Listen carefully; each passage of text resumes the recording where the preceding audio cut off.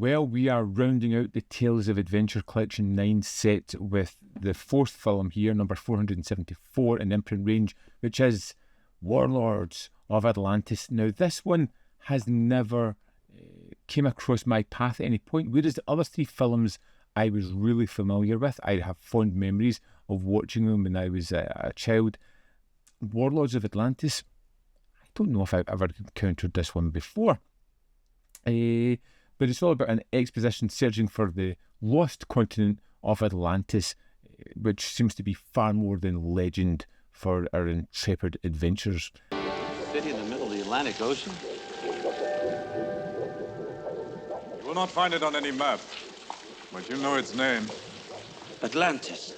After uncovering a mysterious golden idol during an underwater mission, the crew is captured by an Atlantean civilization that rules through psychic power, giant monsters, and enslavement. Yeah, forced to fight for their survival in a strange world beneath the sea, they must find their way back to the surface and hopefully escape this treacherous land.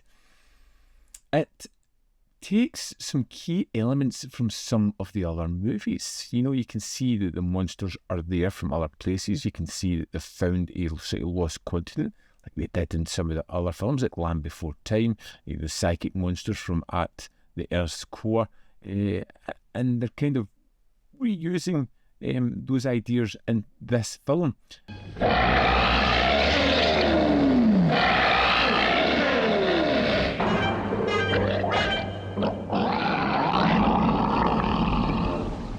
But it never feels truly as polished. I think we get a little bit lost in the civilization here. It's not as fun as I hoped it to be. The little bit of alienism that comes into this one, it just feels strange and unusual. But it is a classic Doug McClure adventure, which I do really love. It has that pulpy charm. It's a mix of practical effects and miniatures, which I just love.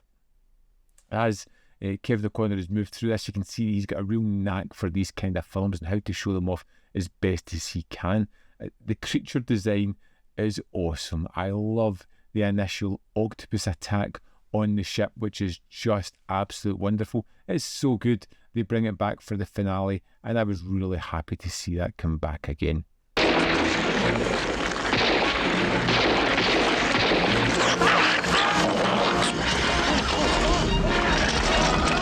It's a typical adventure film, and when it's got the monsters and when it's got the guys battling against the guards or trying to escape, it's all fun and really inventive, and it gives that kind of pulpy charm that I'm looking for. When it gets stuck down a little bit with the ideology of the Atlanteans and what they're after and how they're using people, it becomes a little bit more tedious. You know, you want to get back to the kind of fun stuff, and although that should be kind of fun, it doesn't fit in with the kind of movie we're wanting. We want silly reasons. We want these people just to be doing things for the sake of it. We want quick explanations and get back to the fun stuff, but you never really get that. You get bogged down a little bit, and although some of it can be fun now and again, you're craving to get back to the action. You're craving to get back to the monsters, and to see Doug McClure shake up this civilization and fight back against the oppression.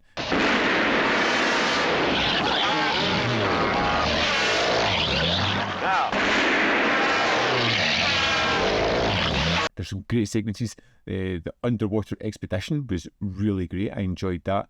The giant octopus attack, fantastic. The first arrival in Atlantis was really great as well. The escape at the end, the mind control sequence with the Atlantean rulers, and the escapes attempt was all like standout sequences. But when I think about the film, I think how great they were. But then I think about everything that surrounded them, and it's not as good. From the 4 movies in this set, Warlords of Atlantis was probably my least favourite. I still enjoyed it. It just wasn't on par with things like the At the Earth's Core or The Land That Time Forgot. Those are the 2 kind of standouts for me in this set. Here we are in the disc for Warlords of Atlantis. Let's go to the special features. First up, we have a commentary by his film historians Jonathan Rugby and Kevin Lyons. Next, we have directing Warlords of Atlantis and working in Hollywood, interview with director Kevin Connor, which runs for 26 minutes 36 seconds and is very similar to the other interviews on this disc, although he talks about what would have been next for him, possibly moving into the John Carter series, trying to get financing, various ideas about working on other movies and how they never quite panned out, all which leaves sort of interesting films that could have came but never actually made it. And then there is a trailer. That's the extras for Warlords of Atlantis. I'd love to know your thoughts on Warlords of Atlantis. If you've seen it before, your opinion of it. I'm just looking at how awesome that cover is. That I want to see. But yeah, let me know in the comment box below your thoughts on this film. As always, there's more content up here.